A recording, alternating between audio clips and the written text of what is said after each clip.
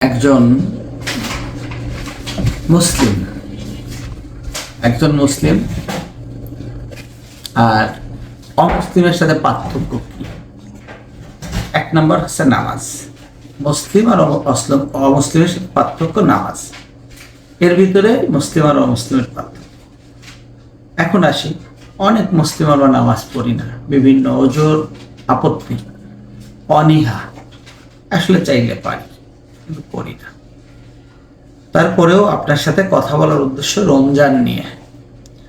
রমজানের ফজিলত আল্লাহ নবীর হাদিস এবং আমাদের আলেম সমাজ যেটা বলে, হাদিস কোরআন যেটা সাক্ষ্য দেয়, সেটা হচ্ছে যে রোজার পুরস্কারটা কোনো ফেরেশতা যখন এই রোজার প্রতিদান লেখে, বলে কতটুকু লেখে, আল্লাহ বলে রাখো, শেষ পর্যন্ত আল্লাহ নিজেই এর পুরস্কার দান করবেন, এটা আল্লাহ ওয়াদা করছে।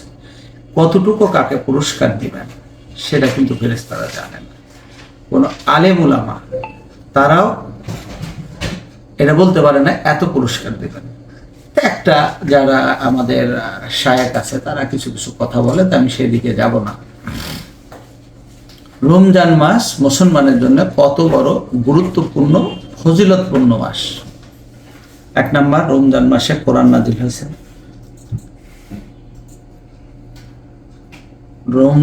রমজান মাসে আল্লাহ একটা রাত দিছে। কেন?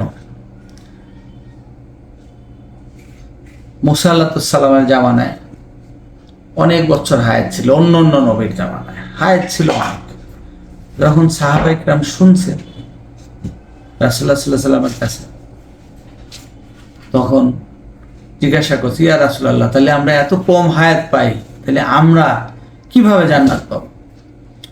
আল্লাহ এই রাতটা দিছে, অর্থাৎ রমজান মাসে দেখেন কোরআন নাজিল হয়েছে। রমজান মাসে রাসূলুল্লাহ সাল্লাল্লাহু আলাইহি সাল্লাম মেরাজে গেছে। রমজান মাসের এমন একটা রাত আল্লাহ দিছে যে রাত 1000 মাসের চেয়ে উত্তম, 1000 বছরের চেয়ে উত্তম।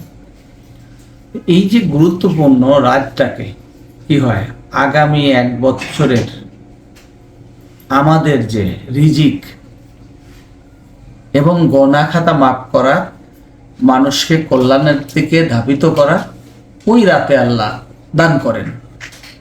1000 বছরের চেয়ে উত্তম যে মাস, যদি ধরেন 950 বছর, 1000 বছর একজন মানুষ বেঁচে থাকে, তাইলে কতটুকু সোয়াব ইনকাম করছে। কিন্তু একই রাতের সোয়াব যদি 1000 বছরের চেয়ে উত্তম হয়, সেখানে এই রমজান মাসটা পেয়ে কেন আমরা ছেড়ে দিচ্ছি? অতিরিক্ত কিছু করতে হবে তা না, ফরজ রোজা রাখার দরকার ছিল, নামাজগুলো পড়ার দরকার ছিল।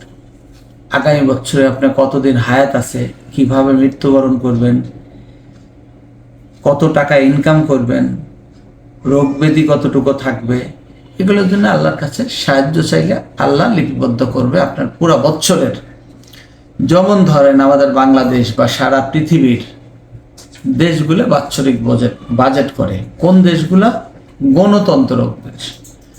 আর যেটা রাজতন্ত্র, এটার কিন্তু কোনো বাজেট এরকম লাগে না। কেন লাগে না? ধরেন উদাহরণ, আমাদের আজিজ ট্রেডিং এর কোনো বাজেট নাই। আজিজ ট্রেডিং হচ্ছে আল্লাহ এমন সম্পদ দিয়ে দেশে যে সম্পদ আর ফুরায় না। আমাদের ধরেন এখন আছে তৈমুর অ্যাকাউন্ট, পলাশ আছে, আগামী প্রজন্মের মালিক, কিন্তু এদের কিন্তু বাজেট নেই। এই বাজেট না তৈরি করা গণতন্ত্র দেশে চলে না। আর আমরা চলতেছি গণতন্ত্র দেশে না, আমরা হচ্ছে রাজতন্ত্র দেশে চলতেছি। আলহামদুলিল্লাহ, আমি আল্লাহর কাছে শুকরিয়া আদায় করি, এই রমজানে আমাদের এই পুরা বছরের আগামী বছর রমজান পর্যন্ত এই লাইলাতুল কদর, লাইলাতুল মোবারাকা, এই পর্যন্ত যেন আল্লাহ আমার হায়াতে বাঁচা রাখে। আর আপনাকে যেন আল্লাহ এমন হিদায়াত দেয়, আপনি রোজাও রাখতে পারেন, নামাজও পড়তে পারেন, আপনি যে কাজ করেন পৃথিবীর হারাম কাজ ব্যতীত যে কোনো কাজ করে আপনি আপনার জীবন জীবিকার জন্য ইনকামের রাস্তা খুঁজে নিতে পারেন। ঠিক আছে ভাইয়া, আসসালামু আলাইকুম রহমতুল্লাহ বারাকাতুহু।